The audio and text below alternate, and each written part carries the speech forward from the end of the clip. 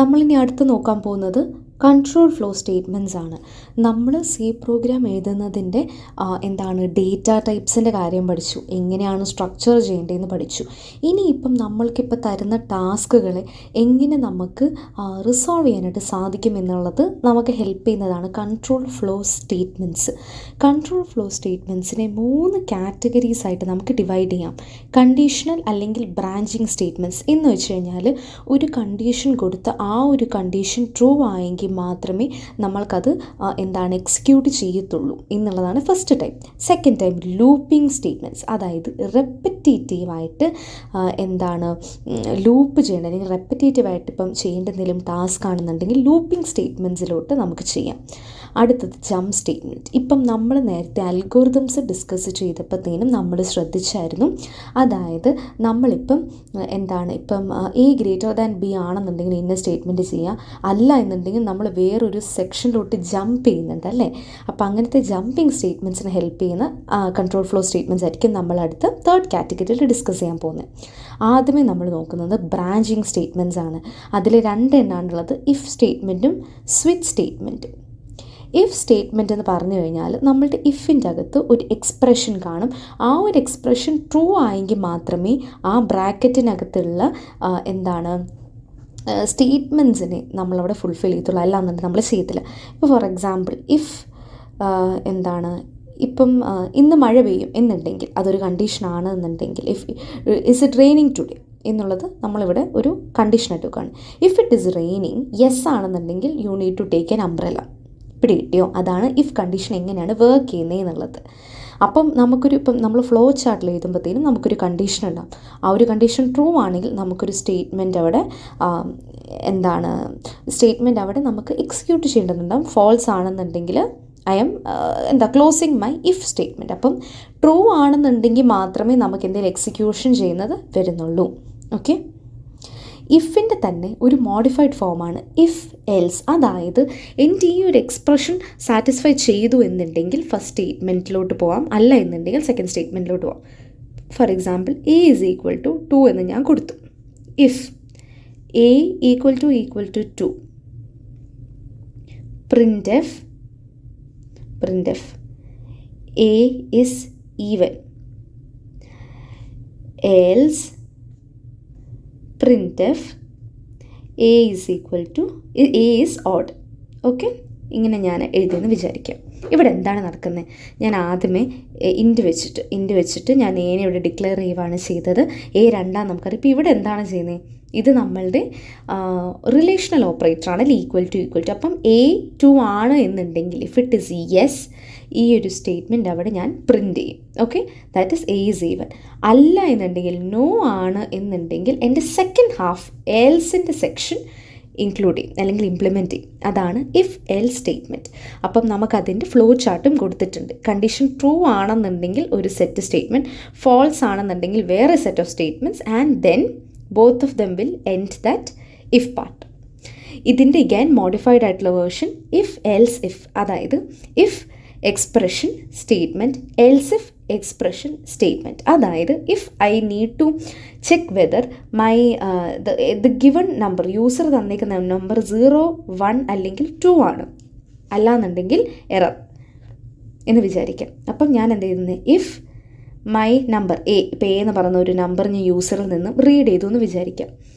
Equal to 0 printf yes else if A equal to 1 printf yes. Okay, else printf error. Okay, ഞാനിപ്പോൾ തൽക്കാലത്തിന് 2 എഴുതുന്നില്ല. Okay, 2 ഞാൻ എഴുതുന്നില്ല. ഇനിയിപ്പം ഇവിടെ എന്താണ് അവർ ചെയ്യാൻ പോകുന്നത്? ഇവിടെ എനിക്ക് യൂസറിൽ നിന്നും ഒരു നമ്പർ എ കിട്ടി, അത് 1 ആണെന്ന് വിചാരിക്കാം. ആദ്യമേ എന്താണ് ഞാൻ ചെക്ക് ചെയ്യാൻ പോകുന്നത്? ഈ ഒരു എ എന്ന് പറയുന്നത് 0 ആണോ എന്ന് ചെക്ക് ചെയ്യും. അല്ല എന്നുണ്ടെങ്കിൽ എൻ്റെ അടുത്ത കണ്ടീഷൻ ഞാൻ ചെക്ക് ചെയ്യും. എ 1 ആണോ? അതേ എന്നുണ്ടെങ്കിൽ ഇത് പ്രിൻറ്റ് ചെയ്യും. അപ്പം യെസ് എന്ന് പറഞ്ഞ് എനിക്ക് ഔട്ട്പുട്ടിൽ കിട്ടും. ഇനിയിപ്പം ഇതിന് പകരം ഇത് 7 ആണെന്ന് വിചാരിക്കുക. അപ്പോൾ ഇത് ഈ ഒരു ലൂപ്പും കറക്റ്റ് ആയിരിക്കില്ല. അപ്പോൾ എൽസ് പ്രിൻ്റ് എറർ. അപ്പം എറർ എന്ന് നമുക്ക് ഫൈനലി പ്രിൻ്റ് ചെയ്ത് കിട്ടും. അതാണ് ഇഫ് എൽസ് ഇഫിൻ്റെ ഒരു സ്പെഷ്യാലിറ്റി. അതായത് ഇപ്പം നമുക്ക് ഏത് കണ്ടീഷനാണോ സാറ്റിസ്ഫൈ ചെയ്യുന്നത് അതിനനുസരിച്ചായിരിക്കും നമുക്ക് നമ്മളുടെ എക്സ്പ്രഷൻ പ്രിൻ്റ് ചെയ്യുന്നത്. അതാണ് ഇഫ് എൽസ് ഇഫിൻ്റെ സ്പെഷ്യാലിറ്റി. അതിൻ്റെ തന്നെ നമുക്ക് ഡയഗ്രാം കാണാനായിട്ട് സാധിക്കും. So the same thing is mean explain here. ഇഫിൻ്റെ തന്നെ വേറൊരു സംഭവമുണ്ട്, നെസ്റ്റഡ് ഇഫ്. അതായത് ഇഫ് ഇപ്പം എനിക്കൊരു നമ്പർ പോസിറ്റീവ് ആണോ അല്ലയോ എന്ന് ചെക്ക് ചെയ്യണം. I need to check whether a number if positive ആണോ. പോസിറ്റീവ് ആണെന്നുണ്ടെങ്കിൽ it must be greater than 0. Okay, അല്ലെങ്കിൽ 0 ആണെങ്കിൽ നമുക്ക് പോസിറ്റീവ് ആണെന്ന് പറയുവാണ് എന്നുണ്ടെങ്കിൽ, ഇപ്പോൾ if A is greater than or equal to 0 എന്ന് പറഞ്ഞ് ഞാൻ ആദ്യമേ കൊടുത്തു. If A is greater than 0, if A is equal to 2 എന്ന് പറഞ്ഞ് ഞാനിങ്ങനെ കൊടുത്തു എന്ന് വിചാരിക്കാം. അപ്പോൾ ഇവിടെ എന്താണ് ചെയ്യുന്നത്? ഞാൻ ആദ്യം എനിക്കൊരു എ ഉണ്ട്, എ 2 ആണെന്ന് വിചാരിക്കാം.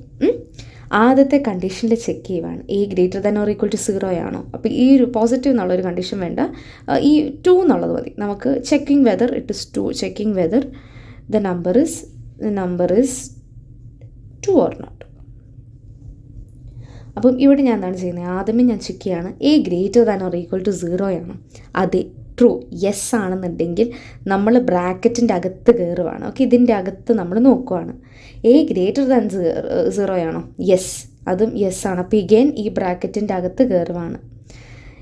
If A is equal to 2, അതെ, എ ഇസ് ഈക്വൽ ടു 2 ആണ്. അപ്പോൾ ഇങ്ങനെ ഈ ബ്രാക്കറ്റിനകത്ത് കയറാണ്. അപ്പോൾ ഇതിനകത്ത് എന്താണോ സ്റ്റേറ്റ്മെൻ്റ് ഉള്ളത് അതായിരിക്കും നമ്മൾ ഇംപ്ലിമെൻറ്റ് ചെയ്യുന്നത്. അത് കഴിഞ്ഞേച്ച് വീണ്ടും നമ്മൾ ആ ഓരോരോ ബ്രാക്കറ്റുകൾ ഇറങ്ങുകയാണ് ചെയ്യുന്നത്. സോ ഇവിടെ നിങ്ങൾക്ക് നോക്കാം, ഒരു ഇഫിൻ്റെ അകത്ത് വേറൊരു ഇഫ് എൽ സ്റ്റേറ്റ്മെൻറ്റ്, അത് കഴിഞ്ഞിട്ട് ആ ഇഫിന് ഒരു എൽ സ്റ്റേറ്റ്മെൻറ്റ്, അങ്ങനെ നമുക്ക് നെസ്റ്റഡായിട്ട് അകത്തോട്ടായിട്ട് നമുക്ക് ഇഫിനെ നമുക്ക് കൺസ്ട്രക്ട് ചെയ്യും. അപ്പോൾ എന്താണ് നമുക്ക് തന്നേക്കുന്ന ടാസ്ക് അല്ലെങ്കിൽ നമുക്ക് തന്നേക്കുന്ന ക്വസ്റ്റ്യൻ അനുസരിച്ച് നമുക്കിത് മാറി എഴുതാനായിട്ട് സാധിക്കും. അപ്പോൾ ഇവിടെ നിങ്ങൾ നോക്കുവാണെങ്കിൽ ഇവിടത്തെ നമ്മൾക്ക് ഫ്ലോ ചാർട്ട് കൊടുത്തിട്ടുണ്ട്. നമുക്കൊരു കണ്ടീഷൻ ഉണ്ടെന്നുണ്ടെങ്കിൽ അത് ട്രൂ ആണെന്നുണ്ടെങ്കിൽ എഗെയിൻ നമുക്കൊരു കണ്ടീഷനോട്, ഇഫിൻ്റെ ഒരു കണ്ടീഷനോട് ട്രൂ ആണെന്നുണ്ടെങ്കിൽ ഫോൾസ് ആണെന്നുണ്ടെങ്കിൽ സെറ്റ് ഓഫ് സ്റ്റേറ്റ്മെൻറ്റ്സ്. അപ്പോൾ അതാണ് നമുക്ക് ഈ ഒരു ഫ്ലോ ചാർട്ട് നോക്കുമ്പോൾ മനസ്സിലാക്കാനായിട്ട് സാധിക്കുന്നത്. ഇനി നമുക്കൊരു ക്വസ്റ്റ്യൻ ചെയ്ത് നോക്കാം. ഓക്കെ, ഇനി ആദ്യമേ നമ്മൾ നോക്കാൻ പോകുന്നത്, ഇങ്ങനെ ഒരു ക്വസ്റ്റ്യൻ കിട്ടുമ്പോഴേ നിങ്ങൾ ശ്രദ്ധിക്കേണ്ട ആദ്യത്തെ കാര്യം ഇതിൻ്റെ ലോജിക്കാണ്. എങ്ങനെയാണ് ഞാനിതിനെ സോൾവ് ചെയ്യുന്നത്? അപ്പം നമുക്ക് ആദ്യമേ ക്വസ്റ്റ്യൻ ഒന്ന് വായിച്ച് നോക്കാം. Check whether a number is even or odd. ഒരു നമ്പറിനെ ഈവനോ ഓഡോ ആക്കുന്നത് എന്താണ്? Divisibility by 2. ഡിവിസിബിലിറ്റി ബൈ 2 ആണ് നമ്മൾ ഒരു നമ്പറിനെ ഈവൻ ഓർ ഓഡ് ആക്കുന്നത്. ഇനി ഈ നമ്പറിൻ്റെ ഡിവിസിബിലിറ്റി ബൈ 2 ഞാൻ എങ്ങനെ ചെക്ക് ചെയ്യും? നമ്മൾ ഓപ്പറേഷൻസ് പഠിച്ച സമയത്ത് അല്ലെങ്കിൽ ഓപ്പറേറ്റേഴ്സ് പഠിച്ച സമയത്ത് പഠിച്ചിരുന്നു മോഡ്യുലസ്, അല്ലേ? മോഡുലസ് ഓപ്പറേറ്റർ നമ്മൾ പഠിച്ചിട്ടുണ്ട്. മോഡുലസ് എന്താണ്? റിമൈൻഡർ ആണ് കാണിക്കുന്നത്.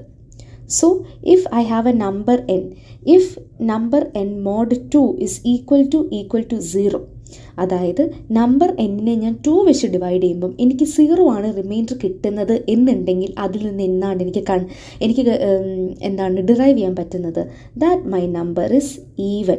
അപ്പം n ഡിവൈഡഡ് ബൈ 2 അല്ലെങ്കിൽ n modulus 2 is not equal to 0 ആണെന്നുണ്ടെങ്കിൽ it is my odd number. ഇതാണ് നമ്മൾ ആദ്യം നോക്കേണ്ടത്, ലോജിക്ക് എങ്ങനെയാണ് നമ്മൾ വർക്ക് ചെയ്യേണ്ടതെന്നുള്ളത്. ഇനി നമ്മൾ പ്രോഗ്രാം എഴുതണം. പ്രോഗ്രാം എഴുതുമ്പോഴുള്ള ആദ്യത്തെ കാര്യം എന്താണ്? ഹെഡർ. So #include stdio.h. അത് കഴിഞ്ഞ് നമ്മൾക്ക് മെയിൻ ഫംഗ്ഷൻ വേണം. മെയിൻ ഫംഗ്ഷൻ നമ്മൾ ഓപ്പൺ ചെയ്യും. എന്താണ് നമ്മൾ ചെക്ക് ചെയ്യേണ്ടത്? ചെക്ക് വെദർ എ നമ്പർ, ഈ നമ്പർ ആര് തരും? യൂസർ തരും. യൂസർ തരാനായിട്ട് നമ്മൾ എന്താണ് ചെയ്യേണ്ടത്? ആദ്യമേ ഈ ഒരു നമ്പർ ഞാൻ ഡിക്ലെയർ ചെയ്യണം, വേരിയബിൾ ഡിക്ലെയർ ചെയ്യണം, ഇൻറ്റ് n. ഇനി യൂസറിന് ടൈപ്പ് ചെയ്യണമെന്നുണ്ട്, യൂസർ എന്താണ് ടൈപ്പ് ചെയ്യേണ്ടതെന്നുള്ളത് നമ്മൾ പറഞ്ഞു കൊടുക്കണ്ടേ? അപ്പോൾ printf enter the value of n. അപ്പോൾ യൂസറിന് മനസ്സിലായി, ഓക്കെ ഞാനൊരു നമ്പർ അടിച്ചു കൊടുക്കണം. അപ്പോൾ യൂസർ ഒരു നമ്പർ അടിക്കും. ഇത് ഒരു ഇൻറ്റീജർ ആയതുകൊണ്ട് തന്നെ ഞാൻ സ്കാൻ യൂസ് ചെയ്തിട്ട് ആ ഒരു നമ്പറിനെ കിട്ടും. ഫോർ എക്സാമ്പിൾ ആ നമ്പർ 5 ആണെന്ന് വിചാരിക്കാം. ഇനി എന്നിട്ടെന്താണ് നമ്മുടെ ലോജിക് ഇനിയാണ് വരുന്നത്. അപ്പോൾ ഇത്രയും എന്ന് പറയുന്നത് ഇൻപുട്ട് എടുക്കുകയാണ്, യൂസറിൽ നിന്നും നമ്മൾ ഇൻപുട്ട് എടുക്കുകയാണ് ചെയ്തത്. ഇനി എന്താണ്, if my N is equal to 0 ആണെന്നുണ്ടെങ്കിൽ എന്താണ്, നമ്മൾ ബ്രാക്കറ്റ്സ് യൂസ് ചെയ്യുന്നതാണ് യൂഷ്വലി നല്ലത്. പ്രിൻ്റ് ഈവൻ, അതായത് തന്ന നമ്പർ ഈവൻ ആണ്. അല്ല എന്നുണ്ടെങ്കിൽ എൽസ് എന്ന് പറഞ്ഞാൽ എന്താണ്, n modulo 2 is not equal to 0 ആണ് എൽസ് കണ്ടീഷൻ വരുന്നത്. അതിൻ്റെ അർത്ഥം എന്താണ്, ആ ഒരു നമ്പർ ഓഡാണ്. ഇങ്ങനെയാണ് നമ്മൾ ഓരോ പ്രോഗ്രാമും എടുത്തെടുത്ത് എഴുതുന്നത്. ഓക്കെ, അപ്പോൾ ഈ ഒരു എക്സാമ്പിൾ നിങ്ങൾക്ക് മനസ്സിലായി എന്ന് വിശ്വസിക്കുന്നു. അടുത്ത ക്വസ്റ്റ്യൻ നമുക്ക് നോക്കാം. Check whether a number is negative, positive or 0. Okay, അപ്പോൾ ഇവിടെ പല കണ്ടീഷൻസാണ് നമുക്കുള്ളത്. അപ്പം ഞാൻ നേരത്തെ പറഞ്ഞ ആ ഒരു സംഭവം, ആ ഒരു വിട്ട ക്വസ്റ്റ്യനാണ് നമ്മളെടുത്ത് ചെയ്യുന്നത്. ഒരു നമ്പർ എങ്ങനെയാണ് നെഗറ്റീവാണോ പോസിറ്റീവാണോ 0 ആണോ എന്ന് മനസ്സിലാക്കുന്നത്. ഒരു number n if it is greater than 0 നമുക്കവരെ പോസിറ്റീവ് എന്ന് വിളിക്കാം, അല്ലേ? ആ ഒരു നമ്പർ n ലെസ് ദാൻ 0 ആണെങ്കിൽ അതിനെ നെഗറ്റീവ് എന്ന് വിളിക്കാം, negative. If that number is equal to 0 അത് 0 എന്ന് നമുക്ക് വിളിക്കാം. അപ്പോൾ ഇത്രയും കാര്യങ്ങൾ നമ്മുടെ മനസ്സിൽ കാണാം ഈ ഒരു പ്രോഗ്രാം എഴുതുന്നതിന് മുൻപ്. ഹെഡർ ഫയൽ എഴുതി, എൻ്റെ മെയിൻ ഫംഗ്ഷൻ എഴുതി, ഞാൻ എൻ്റെ കർലി ബ്രാക്കറ്റ്സ് ഓപ്പൺ ചെയ്തു, ഞാനൊരു ഇൻറ്റ് എന്നിനെ ഞാൻ എടുത്തു. I need to read a number from the user. എന്തൊക്കെയാണ് അപ്പോൾ വരുന്നത്, യൂസറിൻ്റെ അടുത്ത് ഞാൻ ചോദിക്കുന്നുണ്ട് I need a value. Okay, ഇപ്പോൾ വാല്യൂ എൻ്റർ ചെയ്തു, അത് കഴിഞ്ഞ് സ്കാൻ ചെയ്തു. അപ്പോൾ ഇത്രയും കാര്യങ്ങൾ നിങ്ങളത് മനസ്സിലാക്കണം. അത് ഒരു സ്റ്റെപ്പോ ഒരു കുത്തോ കോമയോ ഒന്നും വിടാനായിട്ട് പാടില്ല. ഇനി നമ്മൾ കൊടുത്തേക്കുന്ന കണ്ടീഷൻ, നമ്മുടെ ലോജിക് പാർട്ട് തന്നെയാണ് നമ്മൾ എഴുതുന്നത്. ഈ ഒരു ലോജിക്കിനെ എഴുതാനായിട്ടാണ് നമ്മൾ യൂഷ്വലി നമ്മളുടെ സ്റ്റേറ്റ്മെൻറ്റ്സ് യൂസ് ചെയ്യുന്നത്. അതായത് ഇഫ്, എൽസ് ഒക്കെ നമ്മൾ ലോജിക്കിനെ എഴുതാനായിട്ട് യൂസ് ചെയ്യുന്നതാണ്. If n is greater than 0 print F positive, else if n is less than 0 print F negative. അപ്പോൾ ഇത് രണ്ടും അല്ലാന്നുണ്ടെങ്കിൽ n ഇസ് ഈക്വൽ ടു 0 ആണെന്നല്ലേ, എൽസ് പ്രിൻ്റ് 0. അങ്ങനെ നമ്മൾ എഴുതുമ്പോഴത്തേനും നമുക്ക് നമ്പർ നെഗറ്റീവാണോ പോസിറ്റീവാണോ 0 ആണോ എന്നുള്ളത് കണ്ടുപിടിക്കാനായിട്ട് സാധിക്കും. അപ്പോൾ അത് വളരെ ഒരു സിമ്പിൾ ക്വസ്റ്റ്യൻ ആണ്. ഇനി നമ്മൾ നേരത്തെ പഠിച്ചിരുന്നൊരു സംഭവമാണ് find the largest of 2 numbers. അത് നമ്മൾ ഓൾറെഡി അൽഗോരിതമൊക്കെ നമ്മൾ ഇഫ് യൂസ് ചെയ്തിട്ടുണ്ടായിരുന്നു. അപ്പം ആ ഒരു ക്വസ്റ്റ്യൻ നിങ്ങൾ നോക്കി പോവുക. ലാർജസ്റ്റ് ഓഫ് 3 നമ്പേഴ്സിനും സെയിം കേസ് തന്നെയാണ്, പക്ഷേ ലാർജസ്റ്റ് ഓഫ് 3 നമ്പേഴ്സ് ജസ്റ്റ് ഒന്ന് പറഞ്ഞു. ഓക്കെ, ലാർജസ്റ്റ് ഓഫ് 3 നമ്പേഴ്സിൻ്റെ അൽഗോരിതം നമ്മൾ ഓൾറെഡി എഴുതിയിട്ടുണ്ട്. അപ്പോൾ അതുകൊണ്ട് തന്നെ നിങ്ങൾക്ക് ആ ഒരു കാര്യത്തിൽ കൺഫ്യൂഷൻ ഇല്ല എന്ന് വിചാരിക്കുന്നു. ആദ്യം നമ്മൾ A is greater than B ആണോ എന്ന് നോക്കും. A is greater than C ആണെന്നുണ്ടെങ്കിൽ A is the greatest. Else if B is greater than A, B is greater than C ആണെന്നുണ്ടെങ്കിൽ ബി ഇസ് ദ ഗ്രേറ്റസ്റ്റ് അല്ലെങ്കിൽ ലാർജസ്റ്റ്.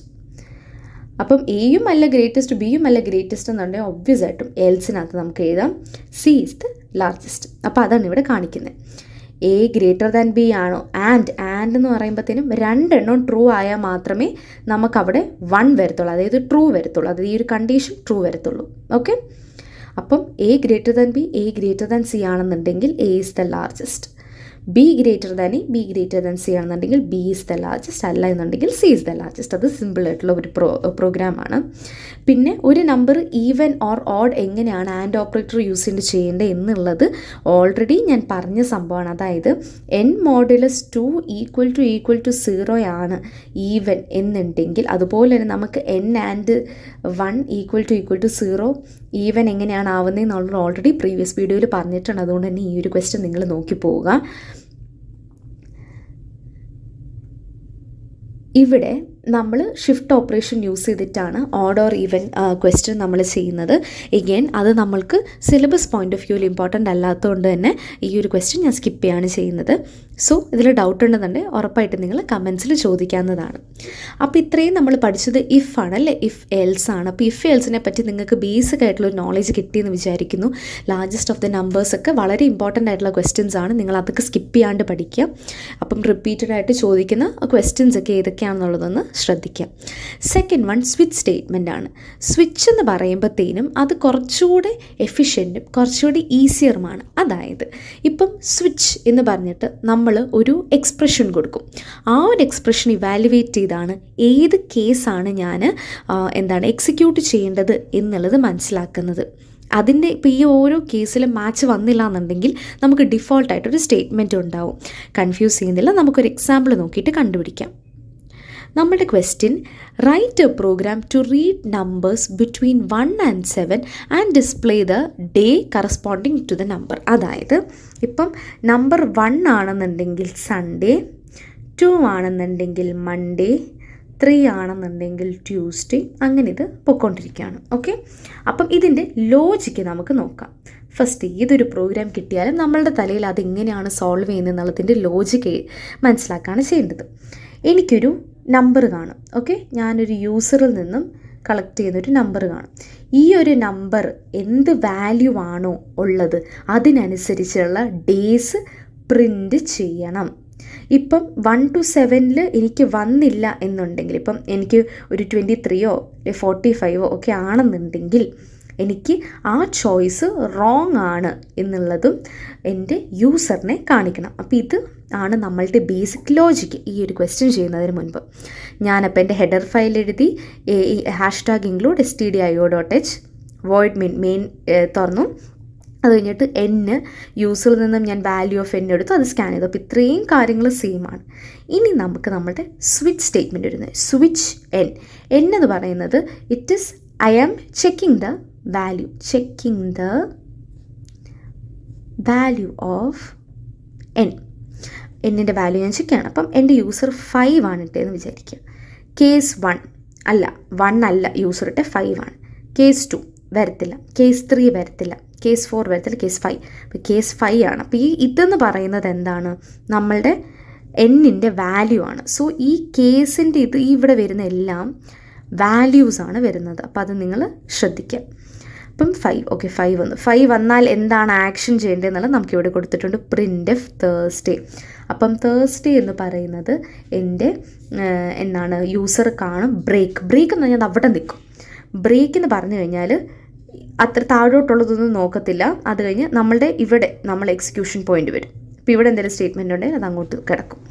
അപ്പം break എന്ന് പറയുന്നത് നിങ്ങൾ ഒരിക്കലും അവോയ്ഡ് ചെയ്യരുത് സ്വിച്ച് ചെയ്യുമ്പോഴത്തേനും. കാരണം ബ്രേക്ക് നിങ്ങൾ ഇപ്പം നിങ്ങൾ അവോയ്ഡ് ചെയ്തു എന്ന് വിചാരിക്കും. ഓക്കെ, ബ്രേക്ക് നിങ്ങൾ അവോയ്ഡ് ചെയ്തു എന്നുണ്ടെങ്കിൽ എന്നാ പറ്റുന്നതെന്നറിയോ?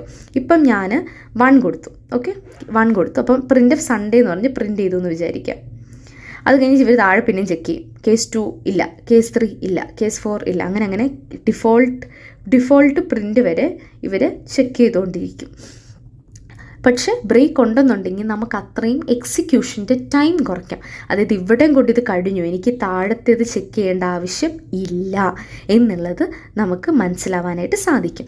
ഇനി ബൈ ചാൻസ് ഞാൻ പറഞ്ഞ പോലെ തന്നെ ഈ ഒരു എന്നിന് 1 to 7 വന്നത്, ഫോർ എക്സാമ്പിൾ 10 ആണ് വന്നതെന്നുണ്ടെങ്കിൽ 7 വരെ ചെക്ക് ചെയ്തിട്ട് ഇതിലൊന്നും ഇല്ലാത്തതുകൊണ്ട് നമ്മളുടെ ഡിഫോൾട്ട് ചോയ്സ് പ്രിൻറ്റ് ചെയ്യും. സ്വിച്ച് എഴുതുമ്പം ശ്രദ്ധിക്കേണ്ട കാര്യങ്ങൾ എന്തൊക്കെയാണ്? ആദ്യമേ സ്വിച്ച് ബ്രാക്കറ്റ് എന്താണ് കൊടുക്കുന്നത് അതാണ് നമ്മളുടെ ചെക്ക് ചെയ്യുന്നത്, നമ്മൾ വാല്യൂ ചെക്ക് ചെയ്യുന്നത്.